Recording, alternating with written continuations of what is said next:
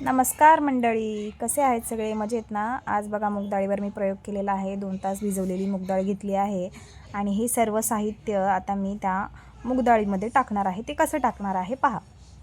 जर माझी रेसिपी आवडली तर लाईक आणि सबस्क्राईब करायला मात्र विसरू नका.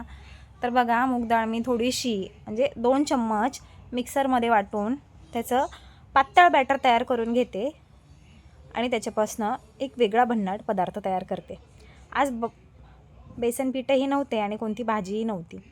आणि त्याच्यानंतर हे उरलेली माझी शिल्लक डाळ त्याच्यामध्ये सर्व साहित्य टाकून आलं, लसूण, जिरेपूड, ओवा, कोथिंबीर, हळद, मीठ हे सर्व टाकून मी हे मिक्सरमध्ये परत एकदा वाटून घेणार आहे आणि हे सर्व बॅटर सेपरेट ठेवणार आहे. तर हे बघा, जे आपण पातळ बॅटर केलं आहे त्याच्यासाठी पॅनमध्ये मी तेल टाकून घेतलं आहे. त्याच्यामध्ये मोहरी, जिरे, लसूण आणि कढीपत्ता याची मस्त खमंग अशी फोडणी देऊन त्यात कांदा टाकून असं छानपैकी गुलाबी होईपर्यंत फ्राय करून त्याच्यामध्ये हळद, मीठ, मिरची आणि कोथिंबीर फ्राय करून जे आपण पातळ बॅटर तयार केले आहे ते बॅटर त्याच्यामध्ये टाकणार आहे. ही झाली आपली कढी. आपल्या आवडीनुसार जसं आपल्याला थिकनेस हवा आहे तसं आपण त्याच्यामध्ये पाणी ॲड करू शकतो आणि ज्यांना बेसन म्हणून आवडतं त्यांनी घट्ट ठेवलं तरी चालेल.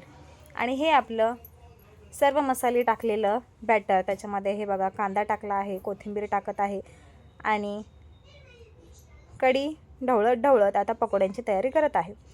तर हे बघा, हे सर्व साहित्य आता मी मिक्स करून घेणार आहे आणि याचे छानपैकी असे कुरकुरीत मस्त पकोडे तयार करून घेणार आहे. तर पॅनमध्ये तेल टाकलं आहे आणि तेलामध्ये आता पटापट एकदम झटपट पकोडे टाकून फ्राय करून घेणार आहे. आणि हे पकोडे खायला नक्की या बरं का. आणि परत एकदा सांगते, आवडलं तर लाईक आणि सबस्क्राईब करायला मात्र विसरू नका. आणि आपल्या कुटुंबासोबत छानपैकी उपवासाच्या दिवशी हलका असा आहार तुम्ही ह्या पद्धतीने करू शकता. कसा वाटतोय कमेंटमध्ये पण सांगायला विसरू नका. कमेंट करा आणि आपल्या कुटुंबासोबत संध्याकाळचा हलका फुलका एकत्र बसून स्वयंपाक खा. धन्यवाद.